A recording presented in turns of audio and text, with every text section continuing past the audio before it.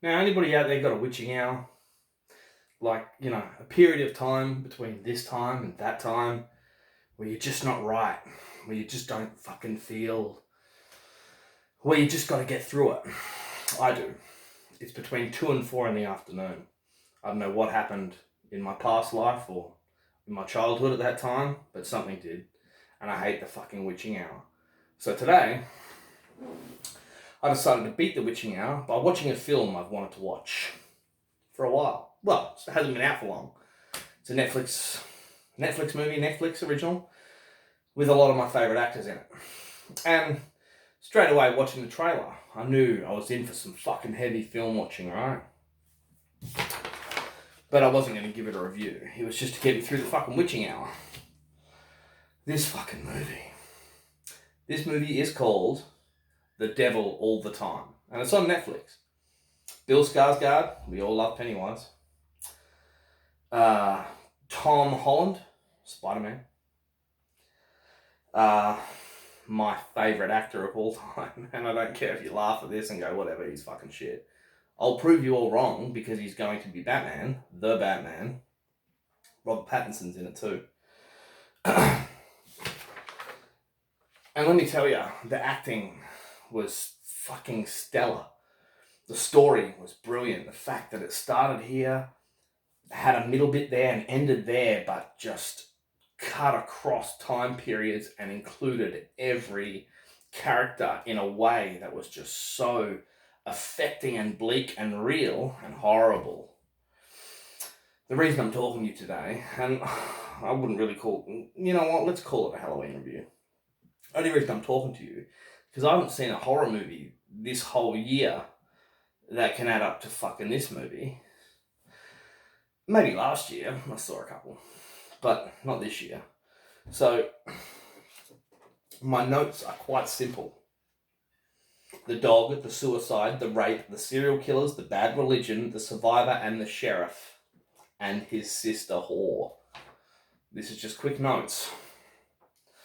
The story is about a man, Willard. He just comes back from World War II, and he comes to a small little town in USA. He meets a woman, and he falls in love, and he has a son.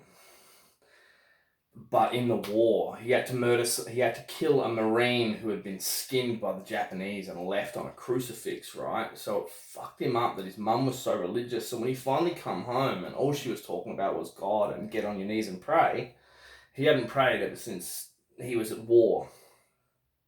The visuals are fucking horrifying, man. Fucking horrifying. So he comes back and he keeps that a secret to everyone. But then his wife gets fucking cancer. And he snaps. He teaches his son how to beat up bullies.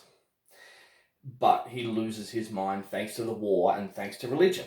And does terrible things.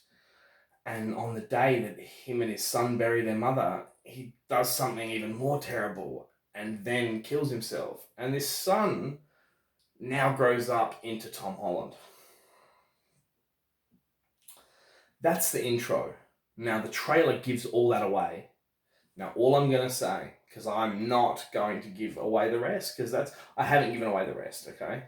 But I've said lots of stuff, really R-rated stuff.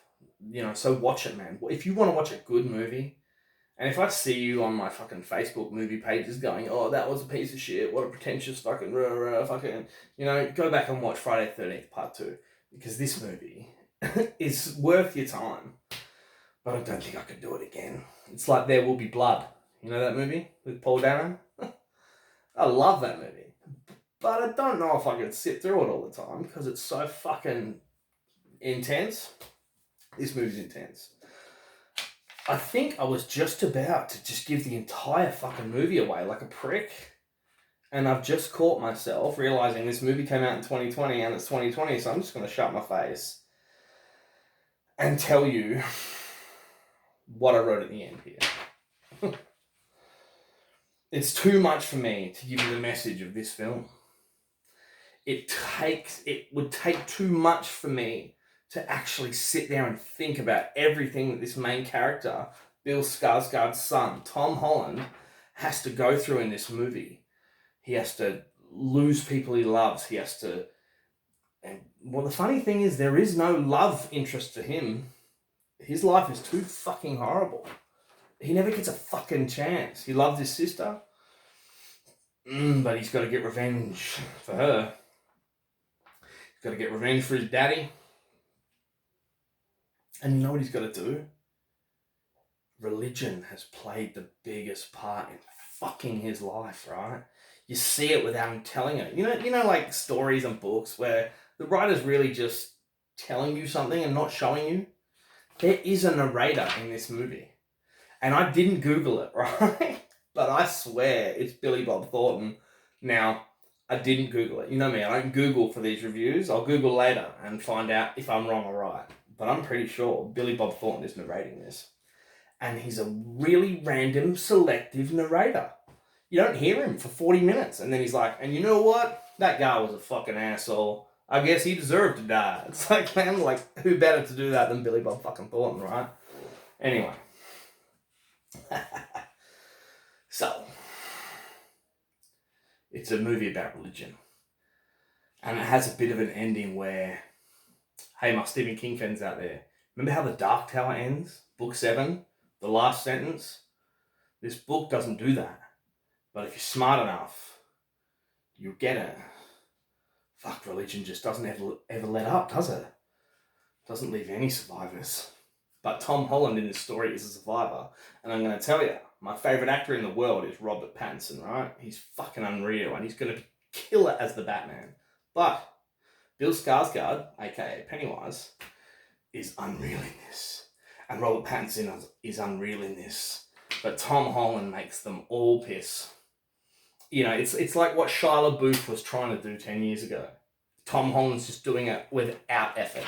I mean, Shia LaBeouf looked like he was doing it without effort. I mean, a lot of reviewers out there don't like Shia, but I do. But Tom Holland is doing what Shia was doing without being Shia, without being typecast as a Shia-type actor. Tom Holland can be whoever the fuck you want. He's Spider-Man. You got a movie with Spider-Man and the Batman in at the same time. And they just fucking hate each other. Ah! Anyway, happy Halloween. Look after one another and don't go to church.